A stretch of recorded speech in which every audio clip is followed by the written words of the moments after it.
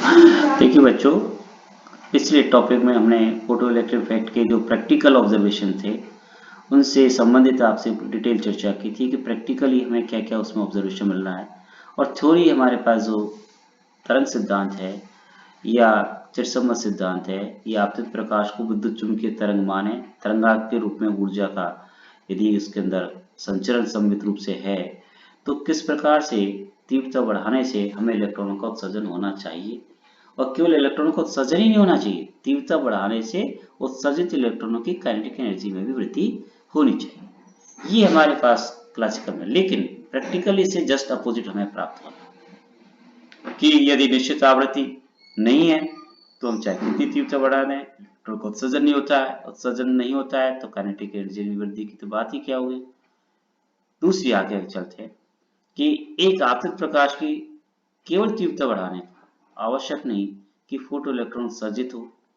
दूसरा, जब उत्सर्जन ही नहीं है तो गतिज ऊर्जा बढ़ने का अर्थ ही नहीं, कोई मतलब ही नहीं। यदि एक निश्चित तरंगदैर्घ्य आवृत्ति या उससे अधिक आवृत्ति का प्रकाश आपतित कराने पर फोटो इलेक्ट्रॉन का उत्सर्जन होता है, इस स्थिति में भी आपतित प्रकाश की तीव्रता बढ़ाने पर उत्सर्जित इलेक्ट्रॉन की गतिज ऊर्जा नहीं बढ़ती, अपितु उत्सर्जित इलेक्ट्रॉन्स की संख्या बढ़ती है।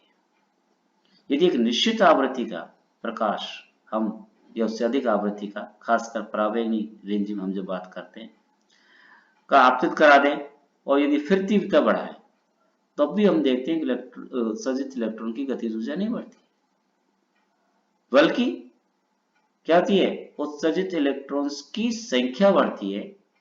उससे ठीक है, उससे हमारे पास क्या होता है कि कुछ करंट का मान बढ़ सकता है। दहली आवृत्ति से कम आवृत्ति के प्रकाश की तीव्रता कितनी ही क्यों न बढ़ा दें, फोटो इलेक्ट्रॉन का उत्सर्जन नहीं होता है, जबकि तरंग सिद्धांतानुसार उत्सर्जन होना चाहिए एवं तीव्रता के साथ ही उत्सर्जित इलेक्ट्रॉन की गतिज ऊर्जा भी बढ़नी चाहिए। ये एक विरोधाभास रिपीट हम कर रहे हैं, बार बार बता रहे हैं कि बेसिक प्रॉब्लम्स हमारे साथ जिस तरह से ब्लैक बॉडी रेडिएशंस के अंदर थी कि हमें एक नियम एक पार्ट को समझाता था स्पेक्ट्रम को दूसरे को समझाने में सफल नहीं होता था, दूसरा नियम दूसरे पार्ट को समझाता था लेकिन पहले को समझाने में सफल नहीं होता था।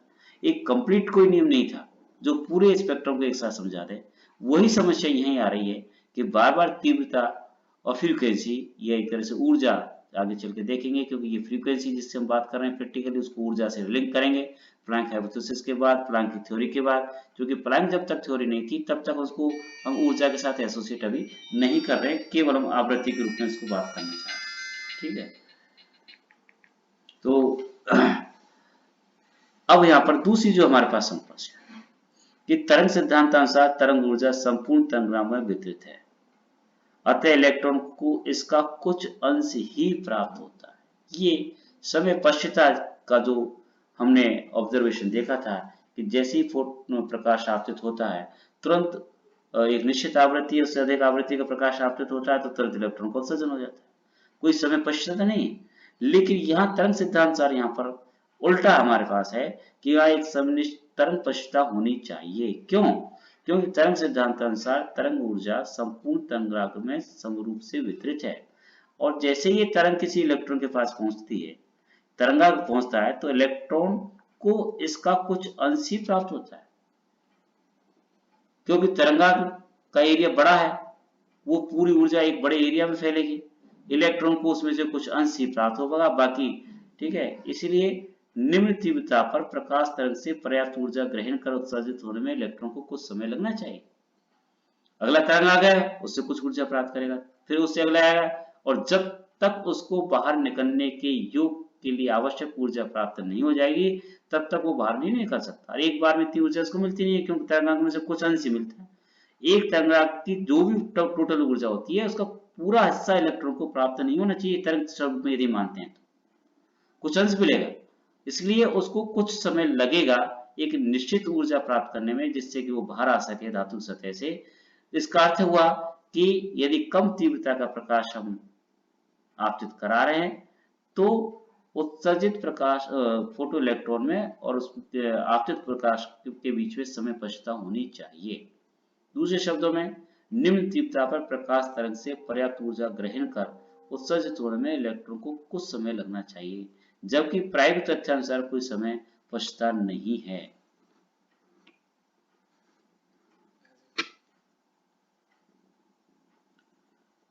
अतः फोटो इलेक्ट्रॉन्स की गतिज ऊर्जा, या एक तरह से चूंकि गतिज ऊर्जा EV0 के बराबर है, निरोधी विभव से भी इसको हम एक तरह से संकेत कर सकते हैं, के रूप में भी लिख सकते हैं।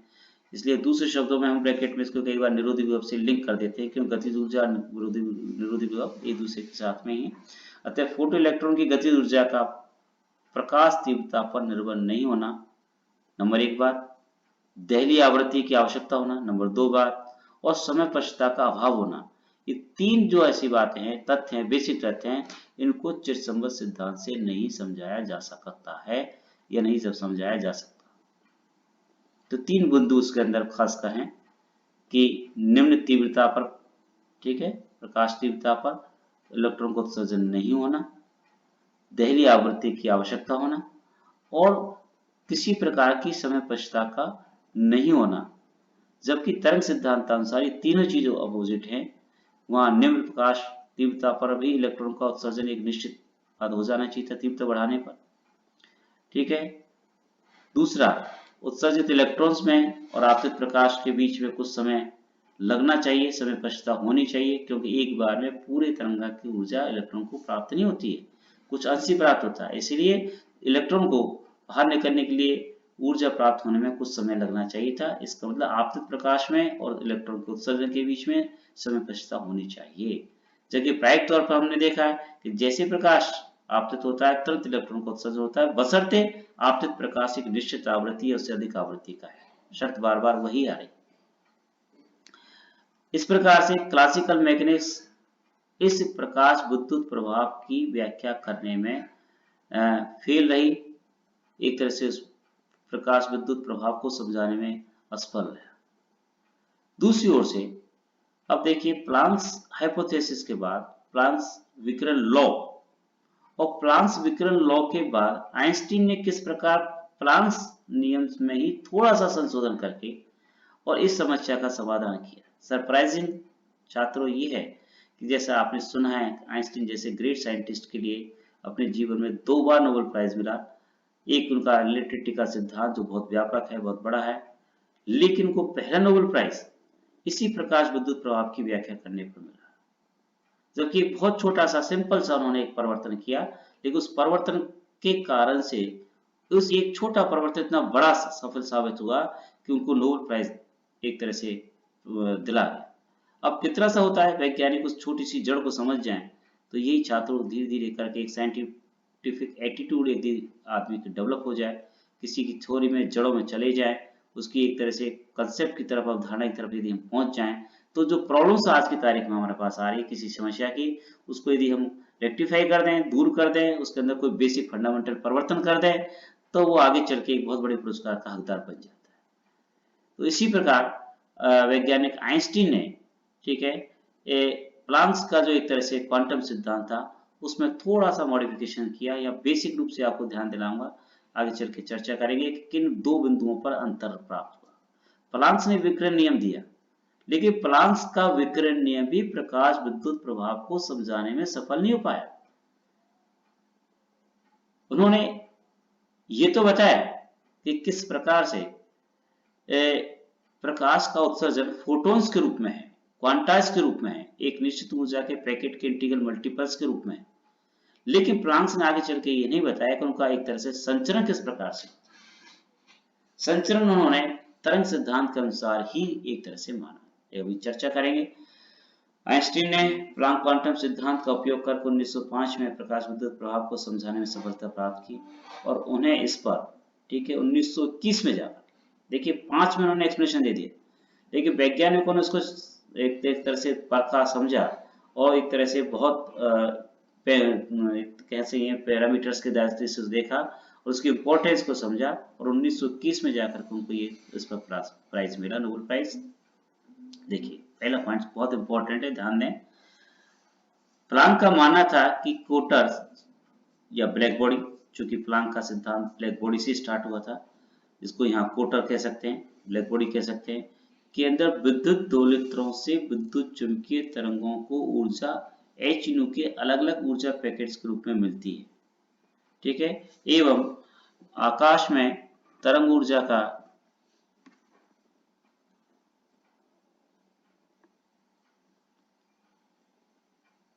संचरण या स्थानांतरण परंपरागत तरंग सिद्धांत द्वारा ही होता है। या ये बहुत बेसिक पॉइंट्स है कि प्लांक ने ऊर्जा का उत्पादन तो क्वांटा के रूप में मान लिया, लेकिन स्थानांतरण या संचरण उन्होंने तरंग सिद्धांत के अनुरूप ही तरंगांक के स्वरूप में ही माना।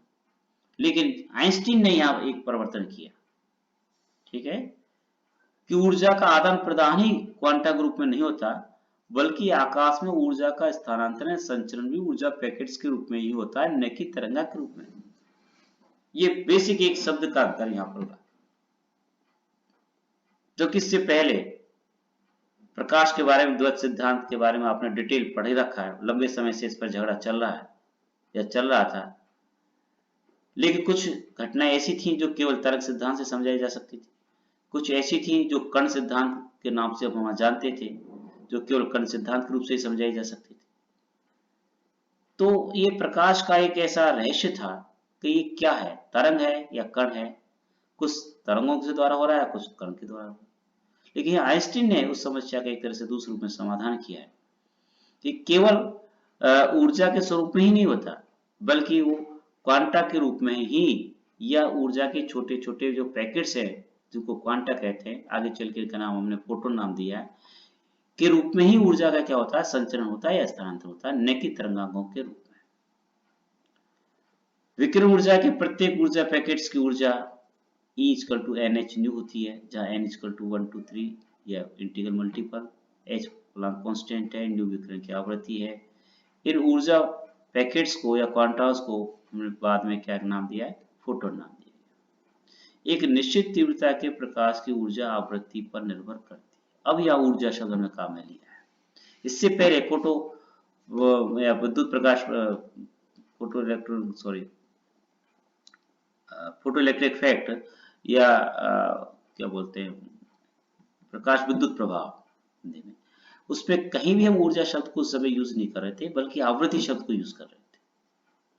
लेकिन यहाँ प्लांक्स जो हमारे पास हाइपोथेसिस थी, प्लांक्स के सिद्धांत के अनुसार हम अब यहाँ ऊर्जा शब्द का यूज कर रहे हैं कि निश्चित तीव्रता के, अब पहले तो हमने निश्चित आवृत्ति की तीव्रता को वेरिएशन किया, अब यहाँ ही देखेंगे हम अब तीव्रता तो कैसी रख रहे हैं, निश्चित रख रहे हैं, लेकिन उसकी ऊर्जा जो कि आवृत्ति पर निर्भर कर रही है, तो हमने तीव्रता तो निश्चित रखी और आवृत्ति को हमने क्या किया, एक तरह वेरिएट किया।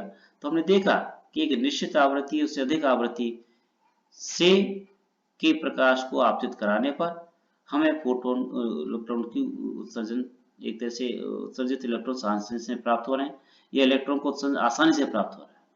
फोटोन की ऊर्जा, ठीक है, h न्यू बढ़ेगी, जिससे उत्सर्जित फोटो इलेक्ट्रॉन की गतिज ऊर्जा का मान बढ़ेगा, जो कि प्रायोगिक तथ्य के अनुरूप है। वहां तरंग सिद्धांत के अनुसार हम बजाय ऊर्जा बढ़ाने के, बजाय आवृत्ति बढ़ाने के, तीव्रता बढ़ाने के साथ ही इलेक्ट्रॉन का उत्सर्जन होना चाहिए था और इलेक्ट्रॉन की गतिज ऊर्जा का मान भी बढ़ना चाहिए था।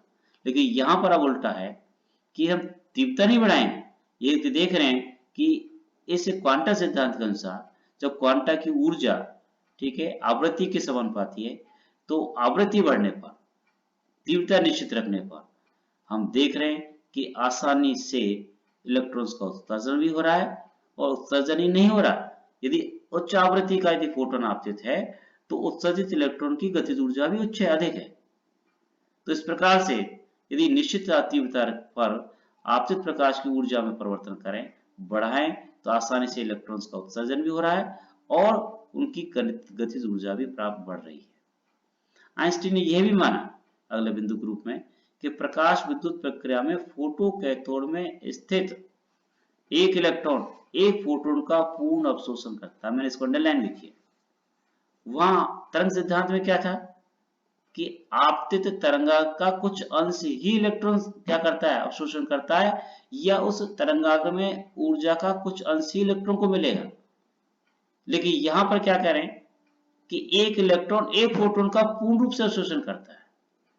जैसी पर्याप्त ऊर्जा का कोई फोटोन धातु के पृष्ठ पर आपतित होता है, इसके पूर्ण अवशोषण से एक इलेक्ट्रॉन तुरंत रूप से, यदि उसकी ऊर्जा पर्याप्त है, ठीक है, धातु सतह से बाहर निकलने के लिए उसको कम से कम जितनी ऊर्जा चाहिए उतनी उसको एक बार में प्राप्त हो जाती है, तो आसानी से इलेक्ट्रॉन क्या हो जाता है, उत्सर्जित हो जाता है। इस फोटो इलेक्ट्रॉन उत्सर्जन में कोई समय पश्चात नहीं होगी, जो कि प्रायोगिक परिणाम के अनुरूप। तो आइंस्टीन ने यदि एक ही चीज माना कि ऊर्जा फोटॉन्स के रूप में है, क्वांटाइज के रूप में है, तो केवल ऊर्जा उत्सर्जन ही फोटॉन्स के रूप में नहीं होती, बल्कि ऊर्जा का संचरण या स्थानांतरण भी फोटोन के रूप में ही होता है। और फोटो के रूप में यदि ऐसा होता है, आपतित प्रकाश यदि फोटोन है, आपतित प्रकाश यदि ऊर्जा के पैकेट्स हैं, आपतित प्रकाश की ऊर्जा यदि आप फोटोन्स की आवृत्ति के अनुसार कम ज्यादा होती है, आवृत्ति पर निर्भर करती है, तो उससे हम देख रहे हैं कि हमारे पास जो फोटो इलेक्ट्रिक इफेक्ट है उसके जो प्रायोगिक परिणाम है उनमें और आइंस्टीन की थ्योरी में, दोनों में बिल्कुल तालमेल है। दोनों के प्रायोगिक तथ्य और थ्योरी दोनों में कैसा हमारे पास एक जैसे परिणाम प्राप्त हो रहे हैं। अब एक निश्चित आवृत्ति की आवश्यकता क्यों होती है, उससे अधिक आवृत्ति की आवश्यकता क्यों, उससे कम आवृत्ति के फोटोन से इलेक्ट्रॉन का उत्सर्जन क्यों नहीं होता है, उसके लिए यहाँ पर हम एक अगला पॉइंट चर्चा में ला रहे हैं, जिसका नाम है वर्क फंक्शन एनर्जी, कार्यफलन ऊर्जा। उस कार्यफलन ऊर्जा के करस्पोंडेंस हमें कम से कम जो आवृत्ति की ऊर्जा चाहिए, कम से कम आवृत्ति के जितने फोटोन्स चाहिए, उसको हम क्या कहेंगे, दहली आवृत्ति के नाम से जाने। किसी भी इलेक्ट्रॉन्स को धातु पृष्ठ से बाहर निकलने के लिए बाहर से ऊर्जा की आवश्यकता है, क्योंकि वहां पर एक स्क्रीनिंग इफेक्ट भी है, बाइंडिंग एनर्जी भी है। किसी इलेक्ट्रॉन के लिए वह न्यूनतम ऊर्जा जो उसे धातु पृष्ठ पर उपस्थित विभव रोधिका को पार कर धातु पृष्ठ से बाहर निकाल दे, धातु का कार्यफलन कहलाती है। ये वर्क फंक्शन एनर्जी है, मिनिमम से मिनिमम वह एनर्जी जो उस सतह से बाहर निकलने में, क्योंकि इलेक्ट्रॉन्स धातु के अंदर वैसे तो मुक्त स्वरूप है, अपन सब जानते हैं धातु के अंदर इलेक्ट्रॉन कैसे स्वरूप में रहता है, कैसा होता है, फ्री होता है, मुक्त होता है। धातु के अंदर तो इलेक्ट्रॉन फ्री रूप में मूव करता है, लेकिन धातु सतह पर इलेक्ट्रॉन कभी भी फ्री नहीं होता। सतह पर आप पढ़ चुके स्क्रीन इफेक्ट भी आपके पास होता है। धातु की सतह पर एक तरह से एक ऐसा पोटेंशियल वेरियर जनरेट हो जाता है, डेवलप हो जाता है, जो उस इलेक्ट्रॉन को धातु की सतह से बाहर जाने से क्या करता है, रोकता है। इसलिए इसको नाम क्या देते हैं अपन, पोटेंशियल वेरियर या विभव रोधिका के नाम से देते हैं। कैसे जनरेट होता है, ये एक अलग क्वांटम मैकेनिक्स में भी अपन आगे चल के पढ़ेंगे कि किस प्रकार से सतह पर विभव रोधिका का जनरेशन होता है। इसलिए इस विभव रोधिका को पार करके पृष्ठ से बाहर आने के लिए कम से कम जितनी ऊर्जा की या आवृत्ति के फोटोन्स की आवश्यकता है, उसको हम क्या कहेंगे, कार्यफलन ऊर्जा भी कहेंगे, या दूसरे रूप से जो आवृत्ति है उसको हम दहली आवृत्ति भी कहेंगे।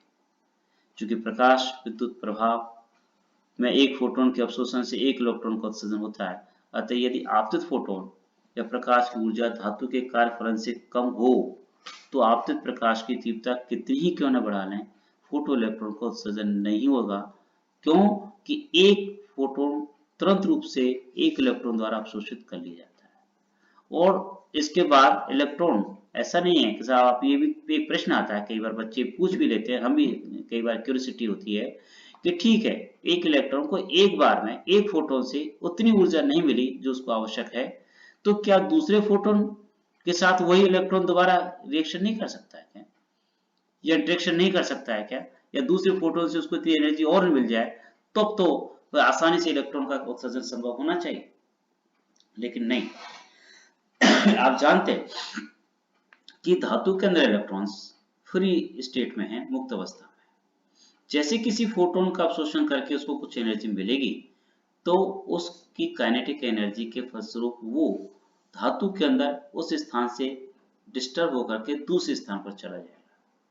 तो वहां अंदर तो मुक्त रूप से गति कर रहा है, सतह से बाहर निकलने के लिए ऊर्जा मिली नहीं, तो उस ऊर्जा को लेकर बैठा नहीं रहेगा। इलेक्ट्रॉन कैसा है, हमेशा कैसा है, मूविंग पोजीशन में रहेगा, रुका हुआ थोड़ी है, स्टैटिक पोजीशन में थोड़ी इलेक्ट्रॉन वहां पर।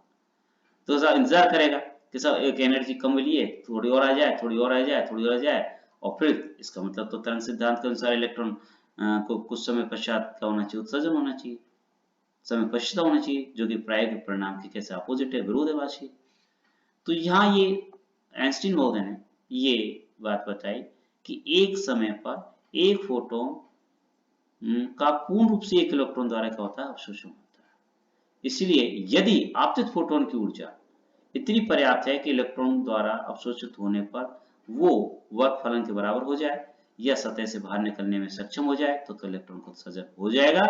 और यदि आपतित फोटोन की ऊर्जा इतनी कम है कि उस वर्क फंक्शन के बराबर नहीं है या सतह से बाहर निकलने के लिए योग्य नहीं बनाता, तो इलेक्ट्रॉन का उत्सर्जन नहीं होगा और उस ऊर्जा को प्राप्त करके इलेक्ट्रॉन धातु के अंदर कहीं और दूसरा रूप में उस ऊर्जा का क्या हो जाएगा, उपयोग हो जाएगा। इसलिए एक निश्चित आवृत्ति या उससे अधिक आवृत्ति के प्रकाश के लिए ही प्रकाश विद्युत प्रभाव उत्पन्न होता है। कार्यफलन धातु की अवलाक्षणिक ऊर्जा है। एक तरह से हर मेटल की या हर धातु की प्रकृति के अनुसार हर धातु की कार्यफलन ऊर्जा का मान भी कैसा होगा, अलग अलग होगा। किसी धातु के अंदर इजीली कम ऊर्जा से ही इलेक्ट्रॉन का उत्सर्जन हो सकता है। कुछ धातु ऐसी हैं जिसके लिए बहुत उच्च ऊर्जा के फोटॉन्स यदि आपतित कराएंगे तब जाकर इलेक्ट्रॉन्स का क्या होगा, उत्सर्जन होगा। इसलिए कार्यफलन जो ऊर्जा है या कार्यफलन जो हमारे पास है वो कि हर धातु की प्रकृति पर निर्भर करती है। इसलिए संक्षेप में उसको लिखते हैं कि ये धातु की कैसी है, करैक्टरिस्टिक एनर्जी है, करैक्टरिस्टिक प्रॉपर्टी है, उसकी इंट्रिंसिक प्रॉपर्टी है, उसकी प्रकृति पर निर्भर करेगा, उसका अवलाक्षण गुण है। वह न्यूनतम आवृत्ति जिससे कम आवृत्ति पर प्रकाश विद्युत प्रभाव उत्पन्न नहीं होता है दहली आवृत्ति कहलाती है। छोटी क्लासेस में बहुत पहले भी आप सब एक परिभाषा रूप में पढ़ते चले आए, ठीक है। क्यों इसकी आवश्यकता है, इससे कम पे क्यों नहीं उत्पन्न होगा, इससे ज्यादा आवृत्ति होगी तो क्या होगा, ठीक है। ये अभी अपने काफी डिटेल्स में पढ़ा है, प्रायोगिक परिणाम के अनुरूप है। तो इस दहली आवृत्ति के संगत जो ऊर्जा है, ठीक है, वो यदि हम दहली आवृत्ति को न्यू0 से संकेत कर दें तो उससे संगत ऊर्जा का h0 हो जाएगा और वो h0 वर्क फलन ऊर्जा फाइक के रूप में हमारे पास यदि है उसके बराबर कम से कम जस्ट इतनी होनी चाहिए जिससे जस्ट धातु सतह से बाहर इलेक्ट्रॉन का क्या हो सकता है, उत्सर्जन हो सकता है, ठीक है। इस प्रकार आइंस्टीन दहली आवृत्ति अवधारणा को समझाने में कैसे हुए, सफल हुए, समर्थ हुए, जो कि प्रायोगिक परिणामों के कैसे अनुरूप है। मिल्कन्स ने 1914 में आइंस्टीन के प्रकाश विद्युत प्रभाव के सैद्धांतिक कार्य का प्रायोगिक परीक्षण का सत्यापन किया। उन्होंने आइंस्टीन महोदय ने ये आपकी थ्योरी थी, ठीक है, इस थ्योरी का प्रायोगिक परिणाम नहीं था, प्रायोगिक सत्यापन नहीं था, लेकिन वैज्ञानिक मिल्कन्स ने 1914 में, चूंकि थ्योरी 1905 में दे दी गई, ठीक है, उन्होंने 1914 में इस प्रकाश विद्युत प्रभाव के सैद्धांतिक कार्य का प्रायोगिक परीक्षण कर सत्यापन किया और इसलिए 21 में प्रकाश विद्युत प्रभाव या फोटोन अवधारणा पर उन्हें प्रथम नोबेल पुरस्कार दिया गया। फोटोन का विराम द्रव्यमान शून्य होता है। ये आपके जीके के लिए भी प्रश्न है, कई बार जीके के एग्जाम्स में भी आपके आता है, लेकिन फोटोन के बारे में डिटेल सभी चर्चा आगे और भी कर सकते हैं, लेकिन यहाँ एक बहुत इंपॉर्टेंट है कि फोटोन ऐसा कण है जिसका कोई विराम द्रव्यमान नहीं है, लेकिन डायनेमिक मास इसका अवश्य है, ठीक है।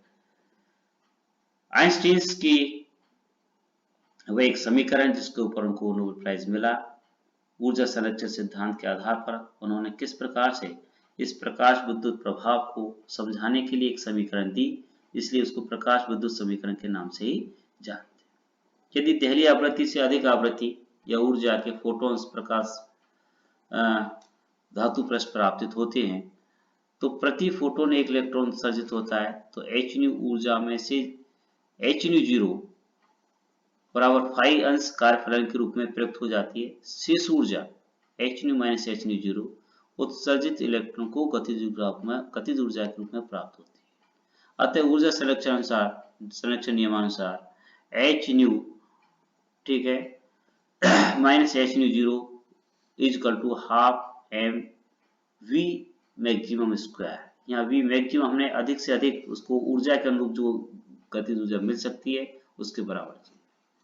जहाँ m इलेक्ट्रॉन का द्रव्यमान है, v मैक्सिमम इलेक्ट्रॉन का अधिकतम वेग है, h0 बराबर फाई धातु की कार्यफलन ऊर्जा भी कह सकते हैं, न्यू0 को दहली आवृत्ति के नाम से भी जानते हैं।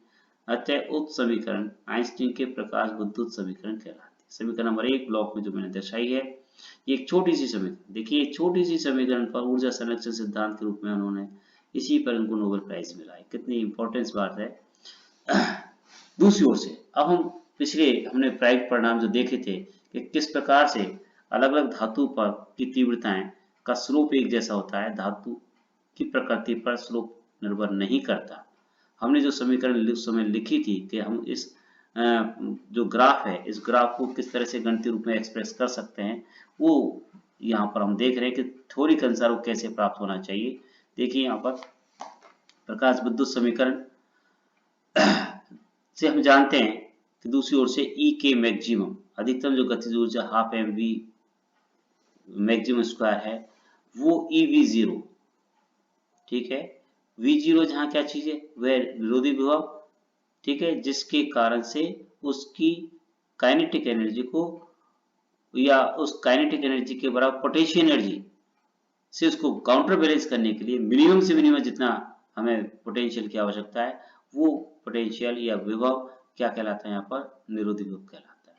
तो दूसरी ओर से हम अच्छी तरह से जानते हैं ई के मैक्सिमम इक्वल टू होता है, लेकिन आइंस्टीन थ्योरी से हम जान रहे हैं कि ई के मैक्सिमम का वैल्यू हमारे पास कितना है, H nu minus H nu zero है। तो इस ई के मैक्सिमम की वैल्यू यदि हम h nu minus H nu zero रखें तो हमारे पास एक समीकरण आती है कि ई वी जीरो बराबर h nu minus H nu zero, और वी जीरो बराबर ई का भाग लगा दें h upon e nu minus h upon e nu zero.